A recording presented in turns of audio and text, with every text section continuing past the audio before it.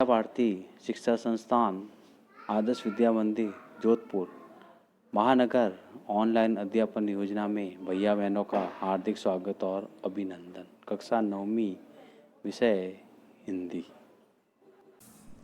कक्षा 9वीं क्षितिज में हम दो बैलों की कथा पढ़ेंगे। इससे पूर्व हमने मुंशी प्रेमचंद का जीवन परिचय और इस कहानी की शिक्षा के बारे में कुछ पढ़ा था। आइए आज हम शुरू करते हैं दो बैलों की कथा, जिसमें दो बैलों के बारे में बताया था। दो बैलों की कथा मुंशी प्रेमचंद द्वारा रचित इस कहानी को अपने प्रारंभ किया था और इसका भाग प्रथम अपन ने पढ़ा था। भाग प्रथम के दौरान दो बैल हीरा और मोती, जिनको जूरी ने पाला था बड़े प्रेम से, बड़े स्नेह के साथ, लेकिन किसी कारणवश उसने उन दोनों बैलों को अपने साले गया के घर भेज दिया। लेकिन ये दोनों बैल वहां से रस्सी तुड़ाकर वापस जूरी के घर पर आ गए।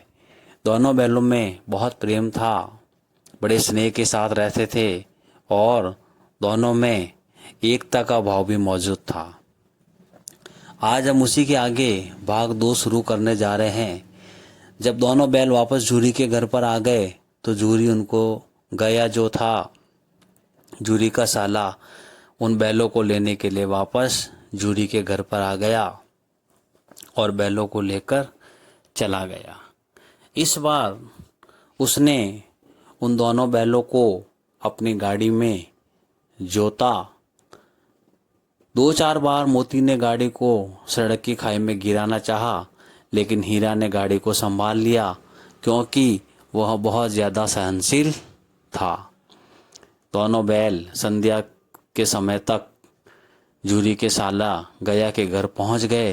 पहुंचने के बाद उन दोनों बैलों को मोटी रस्सियों से बांध दिया गया और जो उन्होंने कल शरारत की थी यहाँ से भागने की, उसका मजा चखाया गया। इसकी सजा उनको दी गई और सजा के तौर पर इनको खाने के लिए सूखा भूसा उनके सामने डाल दिया गया।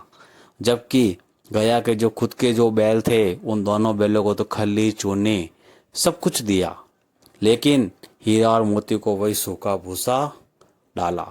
दोनों बैलों का ऐसा अपमान उनकी जिंदगी में कभी नहीं हुआ था। जूरी, जिसके घर वो पले बड़े थे, उसने कभी फूल की छड़ी से भी इनको नहीं छुआ था और उसकी एक आवाज पर, उसकी चित्कार पर दोनों बैल ऐसा लगता था जैसे उड़ने लगते थे। लेकिन यहाँ आने पर, गया के घर आने पर उनको ऐसी मार पड़ी।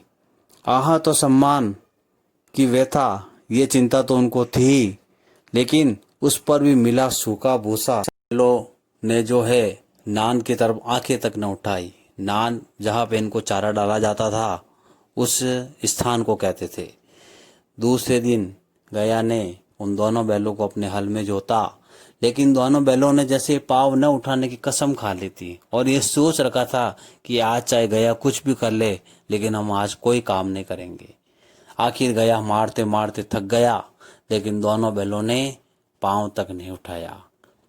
एक बार जब उस निर्दयी ने हीरा की नाक पर खूब सारे डंडे जमाए तो मोती का गुस्सा काबू के बाहर हो गया और वह हल लेकर वहां से भाग गया। हल, रस्सी, जुआ, जोत सब टूट टाट कर बराबर हो गए। यदि गले में बड़ी बड़ी रस्सियां न होती तो दोनों बैल पकड़ में नहीं आते। हीरा ने मोती से अपनी मुख भाषा में कहा कि यहाँ से भागना व्यर्थ है, बेकार है। मोती ने उत्तर दिया, तुम्हारी तो इसने जान ही ले ली थी। अगर मैं नहीं करता तो वह तुम्हें आज मार ही देता।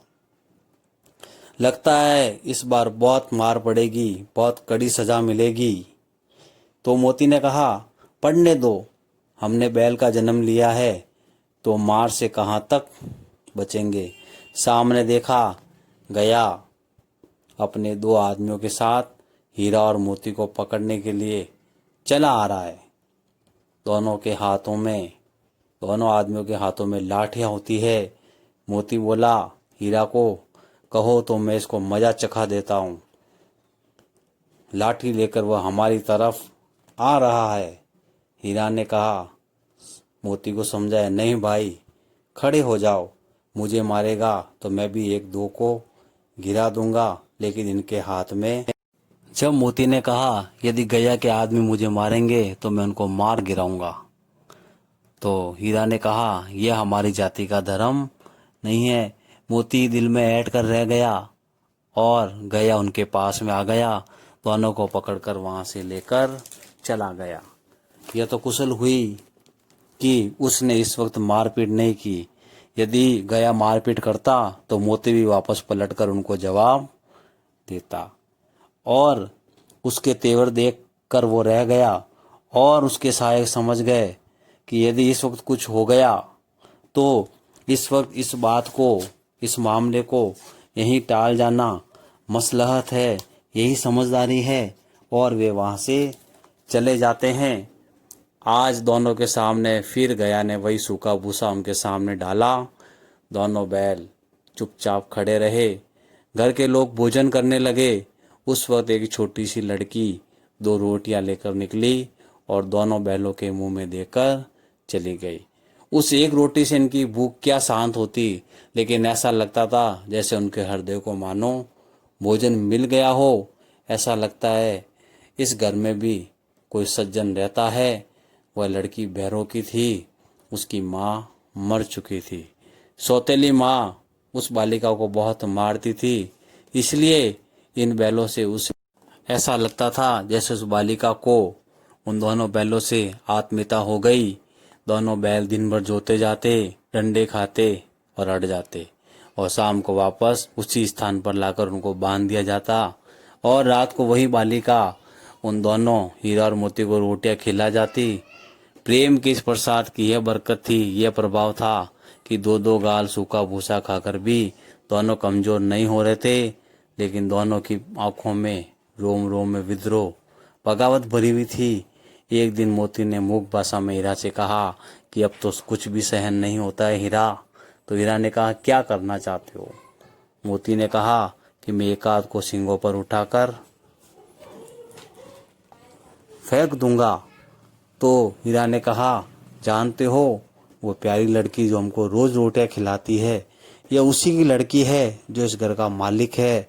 यदि हम ऐसा करेंगे तो ये बेचारी अनाथ नहीं हो जाएगी। तो मोती ने कहा तो क्यों न इस घर की मालकिन को फेंक दूं, वही तो इस लड़की को मारती है, उसके साथ अत्याचार करती है। तो हीरा ने कहा नहीं, औरत जात पर सींग चलाना मना है, यह बात तुम भूलो मत। मोती ने कहा तुम तो किसी भी तरीके से यहाँ से निकलना नहीं चाहते हो, तो क्यों नहीं यहाँ से रस्सी उड़ाकर भाग चले। तो हीरा ने कहा यह बात मैं स्वीकार करता हूँ, लेकिन इतनी मोटी रस्सी हम लोगों से कैसे टूटेगी। तो मोती ने कहा इसका एक ही उपाय है, पहले इस रस्सी को थोड़ा सा चबा लो, चबा चबा कर इस रस्सी को कमज़ोर बना दो, फिर यह एक झटके में रस्सी टूट जाएगी।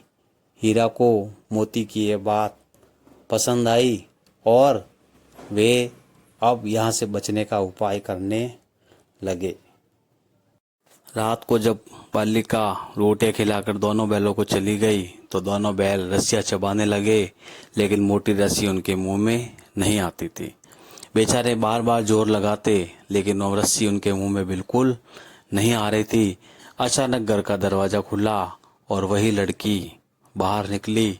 दोनों सिर झुकाकर उसका हाथ चाटने लगे, उसको प्यार करने लगे। दोनों की पूंछें उसके सम्मान में खड़ी हो गई।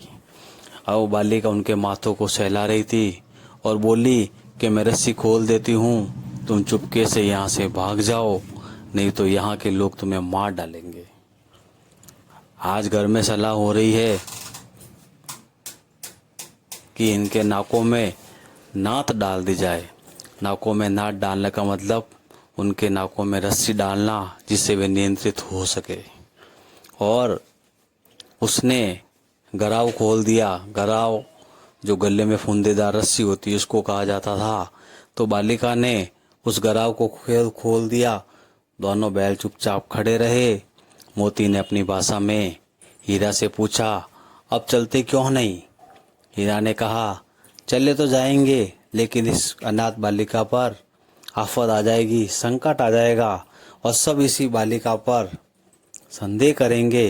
तभी अचानक बालिका चिल्लाई, दोनों फूफा वाले बैल। बालिका चिल्लाई, ओ दादा, दोनों बैल भागे जा रहे हैं, जल्दी दौड़ो, उन दोनों बैलों को पकड़ो। तभी अचानक गया हड़बड़ा कर बाहर आया और बाहर निकला और बैलों को पकड़ने चला गया। दोनों बैल बड़ी तेज गति से भागे जा रहे थे। गया ने उनका पीछा किया और भी वे तेज हुए। गया ने शोर मचाया तो गांव के कुछ आदमी भी उनके साथ में चल पड़े उस दोनों बैलों को लेने के लिए। दोनों मित्रों को भागने का ये जो मौका मिल गया, वे सीधे सीधे दौड़ते चले गए। यहाँ तक कि उनको रास्ते का भी ज्ञान नहीं रहा कि वे किस रास्ते पर जा रहे हैं। जिस परिचित मार्ग से वे आए थे उस रास्ते का यहाँ कोई पता नहीं था। नए नए गांव रास्ते में मिलते जा रहे थे। तब जाकर दोनों एक खेत के किनारे पर खड़े होकर सोचने लगे कि अब हमें क्या करना चाहिए, किस रास्ते पर जाना चाहिए, क्योंकि हम रास्ता भूल चुके हैं। जिस रास्ते से हम आए थे वह रास्ता हमको नहीं मिला है। हीरा ने कहा, ऐसा मालूम हो रहा है कि हम रास्ता भूल गए हैं। तुम भी बेतहासा बिना कुछ इधर उधर देखे भागे जा रहे हो, वहीं पे उसको मार गिराना था। तो मोती ने कहा, हीरा ने कहा, यदि हम उसको मार गिराते तो ये दुनिया क्या कहती कि वह अपना धर्म छोड़ दे, लेकिन हम अपना धर्म क्यों छोड़े। इसलिए हमें उसको मारते तो शायद हम गलत साबित हो जाते। दोनों बैल भूख से बड़े व्याकुल हो रहे थे, परेशान हो रहे थे। खेत में मटर की फसलें खड़ी थी, चरने लगे, रह रह कर आहट ले रहे थे, कोई आता तो नहीं है। और जब पेट भर गया तो दोनों ने आज़ादी का अनुभव किया। मस्त होकर उछलने कूदने लगे। पहले दोनों ने डकार ली, फिर सींग मिलाए, दोनों एक दूसरे को ठेलने लगे, प्रसन्नचित रहने लगे। मोती ने हीरा को कई कदम पीछे हटा दिया, यहाँ तक कि मोती खाई में गिर गया। उससे क्रोध भी आया, लेकिन वो वापस संभल कर उठ गया और फिर मोती से मिल गया। मोती ने देखा खेल खेल में झगड़ा हो जाएगा तो वह किनारे हट गया। इस प्रकार दोनों बैलों ने जो है खेत के अंदर अपनी भूख मिटाई, मटर खाए और बड़े प्रेम से एक दूसरे से बातें करने लगे। आगे वाले वीडियो में हम इसका भाग 3 और 4 समझने का प्रयास करेंगे और इस कहानी को हम घर पर और अच्छी तरीके से समझने का प्रयास करेंगे।